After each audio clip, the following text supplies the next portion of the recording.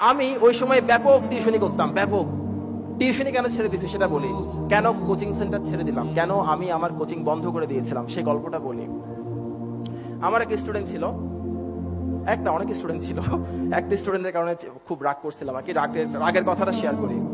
আমার কোচিং থেকে পাশ করে সবাই বিভিন্ন বিশ্ববিদ্যালয়ে ভর্তি হতো, ইঞ্জিনিয়ারিং, মেডিকেল, বিভিন্ন পাবলিক ইউনিভার্সিটি, প্রাইভেট ইউনিভার্সিটি, বিভিন্ন জায়গায় ভর্তি হতো। তো ভর্তি হওয়ার পর আমাকে ফোন করে বলতো, স্যার আমি অমুক জায়গায় চান্স পাইছি, দোয়া করবেন স্যার। আমার অনেক ভালো লাগতো। আর নিজের স্টুডেন্ট কোথাও চান্স পেলে এত খুশি লাগে, মনে হয় আমি চান্স পাইছি, ওরকম মনে হয়। তা আমার এক স্টুডেন্ট চান্স পাইছিল বুয়েটে ইলেকট্রিক্যালে চান্স পাইছিল। এই ছেলেটাকে আমি অনেক স্নেহ করতাম, ভালোবাসতাম, ছোট ভাইয়ের মতো। সে আমাকে খবর দেয় নাই। তো ভাবলাম ছোট মানুষ খবর দিতে ভুলে গেছে, আমিই ফোন করি। আমি ফোন করলাম, ফোন করে ওকে কংগ্রেচুলেট করলাম। এরপর বললাম, তুমি আমাকে একটা ফোন করবা না বোকা, খবর দিবা না, এত বিশাল একটা খুশির সংবাদ বলো নাই কেন? তখন সে আমারে বললো, স্যার আপনি ফোন করেন নাই কেন? আমি বললাম, আচ্ছা সরি, আমি আসলে ভুলে গেছি। আমাকে বলে, স্যার ইটস ওকে, অসুবিধা নাই। তো আমি, আচ্ছা আচ্ছা, তো তুমি একদিন কোচিং এ আসো, তোমাকে একটু মিষ্টি মুখ করাই, তুমি এত কষ্ট করছো, চান্স পাইছো। বলে, স্যার আমি আসলে একটু ব্যস্ত আছি, আমি সময় পেলে আসবো স্যার। আরে ও আচ্ছা, সমস্যা নাই স্যার, আমি আসবো, সময় পেলে আসবো স্যার। তাহলে আচ্ছা ঠিক আছে, থ্যাংক ইউ, ভালো করে পড়ো। বলে, স্যার একটা বুদ্ধি দিই আপনাকে। আরে হ্যাঁ বলো। বলে, স্যার আপনার কোচিং থেকে এবার ভালো ভালো জায়গায় চান্স পাইছে, অনেক জায়গায়, আপনি মনে হয় খবরও রাখেন নাই। বলে, না আমি কিছু কিছু খবর জানি। বলে, স্যার আপনি এরকম ক্লাস হলে তো কোচিং চালাতে পারবেন না, আমাকে বলতেছে। আরে কি রে ভাই, এইভাবে কথা বলে কেন? তো আমি বললাম, স্যার বলে কি, স্যার একটা কাজ করেন, যারা যারা বিভিন্ন জায়গায় চান্স পাইছে সবাইকে ডাকেন, একটা ছবি তুলেন স্যার, সবার থেকে একটা প্রোফাইল সংগ্রহ করেন, একটা মতামত সংগ্রহ করেন। এরপর স্যার লিফলেট ছাড়েন। লিফলেট না ছাড়লে স্যার স্টুডেন্ট পাবেন না, আমরা হেল্প করবো স্যার। আপনি লিফলেট ছাড়লে আপনার ফাইন্যান্সিয়ালি আপনি অনেক গেইনার হবেন স্যার, যেহেতু আপনি এটাই করতেছেন। তখন আমার কাছে মনে হচ্ছিল কেউ একজন আমার গালের মধ্যে ঠাস ঠাস করে চল লাগাই দিছে। আমি কাকে পড়াইছি? আমার এটা মনে হচ্ছিল শিক্ষক অনেক বড় জিনিস, কাকে পড়াইছি আমি?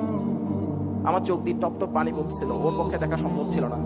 তখন আমি সিদ্ধান্ত নিলাম, যাদেরকে পড়াচ্ছি তারা বড় হয়ে আমাকে কতটুকু ভালোবাসবে, কতটুকু মনে রাখবে, কিংবা এই ধরনের অকৃতজ্ঞ আচরণ করবে কিনা।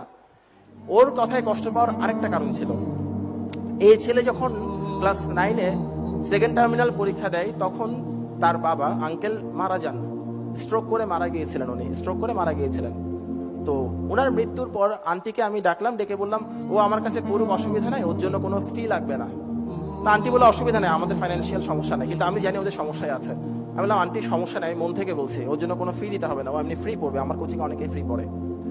যে ছেলেকে আমি ওই সময় থেকে শুরু করে 3.5 বছর পড়াইছি, একটা পয়সাও নিই নাই, সেই ছেলে যখন আমাকে শেখাই কিভাবে পয়সা কামাতে হয়, সে পয়সা আমার দরকার নাই, ওই জন্য আমি ছেড়ে দিয়েছি কোচিংটা।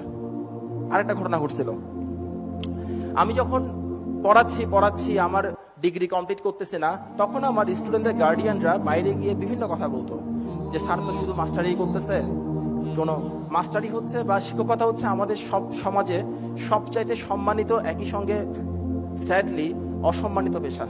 আমার বলতে খারাপ লাগছে, কিন্তু এটা দুর্ভাগ্যজনক, জাতি হিসেবে আমাদের জন্য খুব দুঃখজনক এই জিনিসটা। তো এখন স্টুডেন্টের গার্ডিয়ানরা বাইরে বলতো, স্যার ওদের সারা জীবন মাস্টারি করে কাটাই দিবে, আসলে ইঞ্জিনিয়ারিং স্যারের ব্রেনে কুলাচ্ছে না, ওই জন্য স্যার ডিগ্রিটা কমপ্লিট করতেছে না, এই কথাগুলো বলতো।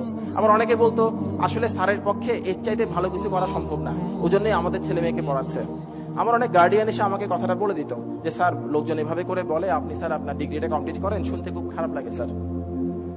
এই পৃথিবীতে সেই কাজটা করাই সবচাইতে আনন্দের, যে কাজটা অন্যরা বলে আপনি করতে পারবেন না, যদি কখনো সে কাজটাই করে দেখান আপনার অনেক ভালো লাগবে। আমি সে কাজটা করার জন্য ছেড়ে দিছি, আর কোনো কিছুই না।